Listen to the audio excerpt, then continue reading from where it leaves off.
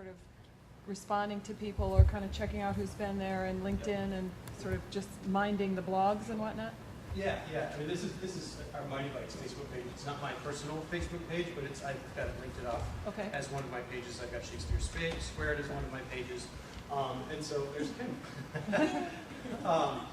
and there's Dave for me, and I've also got it set up, and as another one of my points is using RSS, which is really simple syndication, to feed your content to other places. So I was at a conference last week, and this blog entry I actually posted live during one of my presentations. I said, oh, here's how easy it is to aggregate your content across the web. And I've got it set up here so that no matter what I put on the me+mi's page, it automatically feeds into the Facebook page, and I've got all of my friends are able to see it, as well as any of my constituents. And so same goes with my personal blog and another number of different places that I've got online. I can actually put stuff online and feed it to other places. Dave, can you roll down a little bit? I also use this up more right here.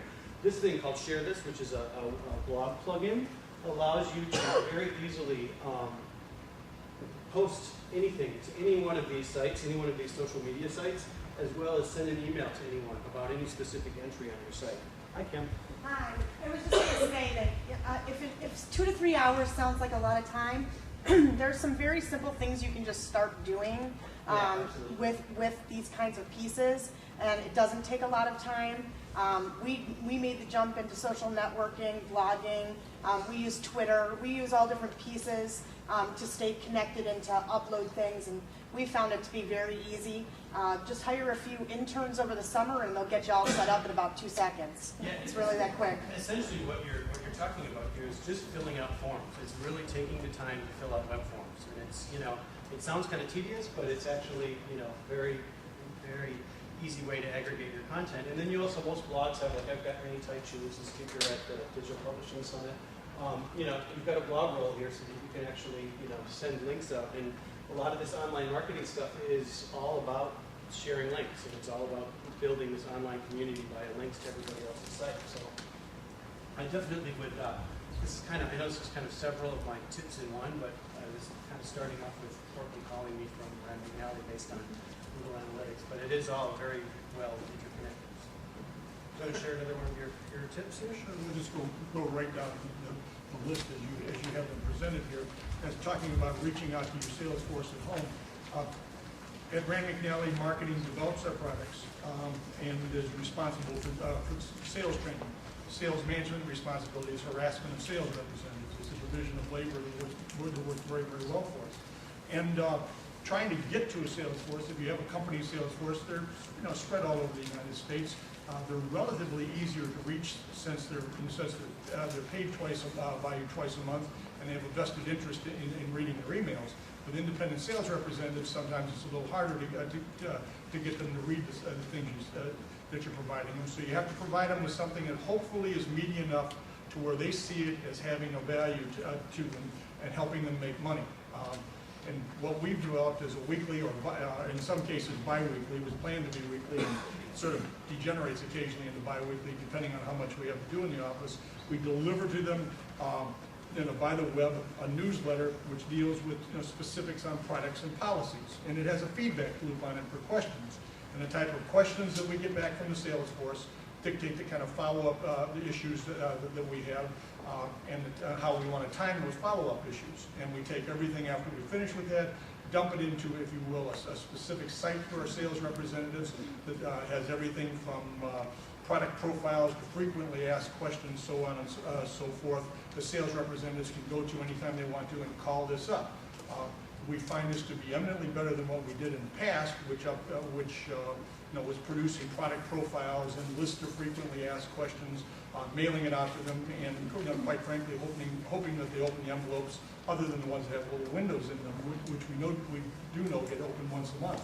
So all things considered, we find we can deliver it to them faster, quicker, and in terms of making sure that they go to these emails and go to these sites, that becomes a function of the sales management team, who has to constantly take the temperature of your sales force to make sure that they're taking advantage of the material that marketing and product development has sent to them and has put on that we refer to it as EduSales site for them to be able to go to and call up whenever they need information on a product.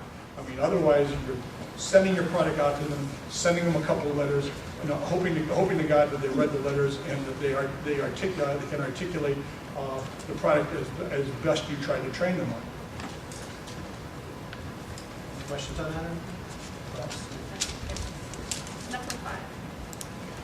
So my tip would be, if you think about developing a separate brand for your targeted markets, whether it's Spanish educational or products for teachers or for parents or for superintendents or whatnot. This is just a sampling of some sites. me+mi, Scott Boardman's old reading program called Midland Science and McGraw-Hill General.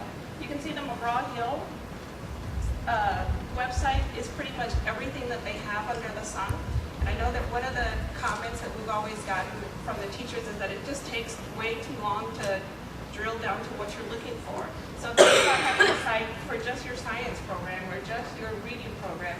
This me+mi publishing site is a client of ours now that we're working on, that when we just did this, answering some of your questions in the back, when we just went to their site and reorganized it just on Amazon and did the keywords and did all the kinds of things, they saw their sales increase almost 5 times. So that off of Amazon alone, they were getting maybe 100 to 150 sales a month. Now they're up to 1,000. In the Latino market, a 3,000 sale book in a year is considered a bestseller. So just taking that information that we've learned off of what we did for them from Amazon, now we're applying that to the whole site.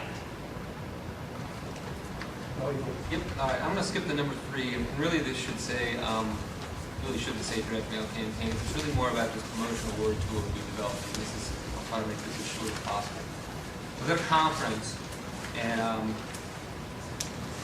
this person came by. They were very important, high up in a company, and they said, "Hey, I only have 5 minutes. Tell me about your product." Wow, bummer, because it's going to take a lot longer than 5 minutes. And so we had some print collateral that we were able to give this person. But out of that came the idea that we wanted to switch to doing a lot more video, give video tours of our products, and have just tell a faster story in about 3 to 5 minutes of the video. With the idea being that the end result of them seeing the video would be that they would go to a website and request like a 90-day trial of the product. So we have this product called Digital Classroom, and we're about to launch this new marketing campaign where the first thing we did was we built this promo word tool, which would allow me to go into an internal system and say, I want to create a promo word that's called AEP 2008.